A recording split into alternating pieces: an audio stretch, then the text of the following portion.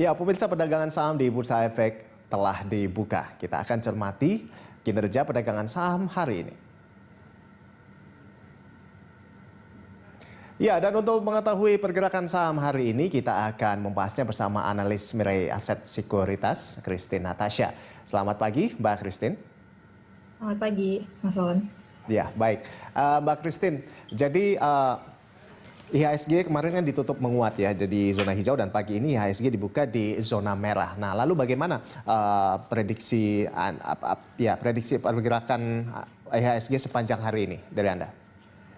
Kalau prediksi saya sih hari ini mungkin ditutup di zona merah ya, karena kalau kita lihat dari indeks saham di Asia hari ini juga dibuka turun yang menyusul penurunan tajam dari indeks saham utama di Wall Street atau Amerika Serikat semalam, yang sebenarnya dipicu oleh aksi jual atas saham-saham sektor teknologi di Amerika yang selama ini yang mendorong rally di Wall Street ya.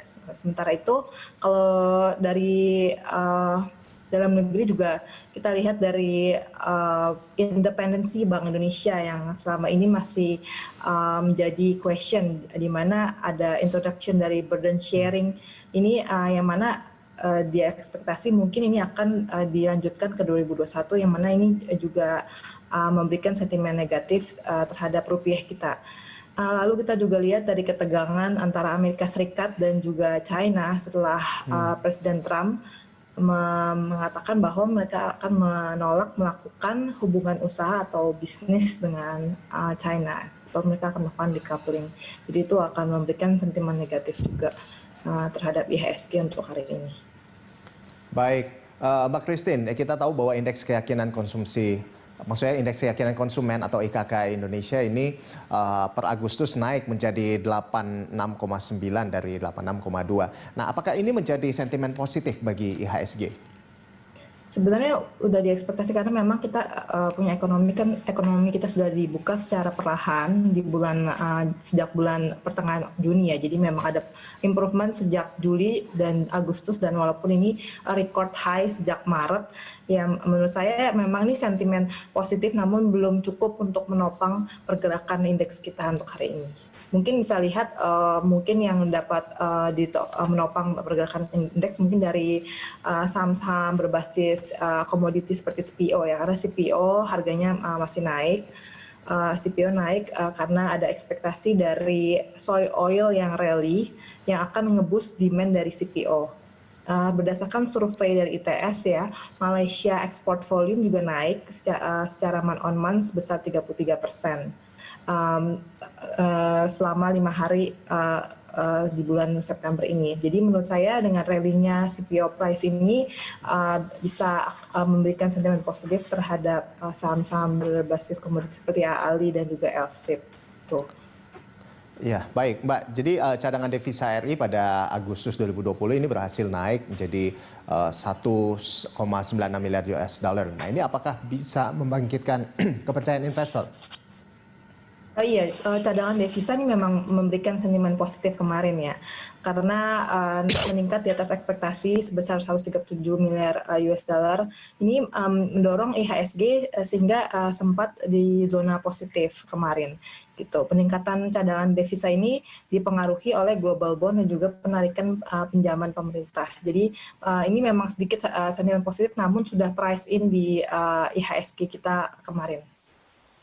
Baik, selanjutnya terkait saham nih Mbak Christine, sektor properti ini kemarin kan mengalami kenaikan ya. Nah, ini bagaimana pergerakannya pagi ini? Kalau saya lihat sih mungkin untuk sektor properti untuk trading jangka pendek saja sih, karena kalau saya lihat demand-nya belum cukup recover untuk property sectors. Baik, lalu ini kan PT Saratoga Investama Sedaya Tbk ini menjual sebagian kepemilikan sahamnya di perusahaan tambang PT Merdeka Copper Gold Tbk ya, atau MDKA. Nah, ini bagaimana pergerakan MDKA pagi ini kalau Anda melihatnya? Kalau saya lihat sih, kalau pergerakan dari perusahaan berbasis gold itu akan mengikuti harga gold. Bagaimana sebenarnya kalau kita lihat kan dari Amerika, kalau Amerika saat ini mereka keep on printing money gitu untuk mengatasi virus corona, dan kita lihat itu akan create inflation in the future, yang mana jika inflation in the future masih akan diperkirakan untuk naik di globally dan yield interest rate itu masih akan negatif, seharusnya secara perlahan untuk perusahaan gold ini masih akan ada upside potensial gitu. Namun untuk penjualan saham ini tidak ada hubungannya dengan tidak terlalu berhubungan dengan fundamentalnya gitu. Jadi menurut saya mungkin kalau misalkan masih berekspektasi bahwa gold price masih akan rally ke depannya, mungkin MDKA mungkin akan ada peluang untuk buy on weakness gitu. Baik. Lalu untuk rekomendasi saham dari Anda seperti apa, Mbak? Untuk saat ini sih mungkin saya lagi suka saham INKP atau Indah Kiat, lalu mungkin consumer goods company, dan juga mungkin trading aja untuk saham-saham retailers, karena mungkin ada retail sales index yang akan keluar soon, yang mana saya expect retail sales index juga akan mengalami improvement seperti consumer confidence index karena adanya pembukaan dari ekonomi kita. Baik, terima kasih Mbak Christine atas informasinya. Pemirsa, demikian tadi Christine Natasha, analis Mirae Asset Sekuritas.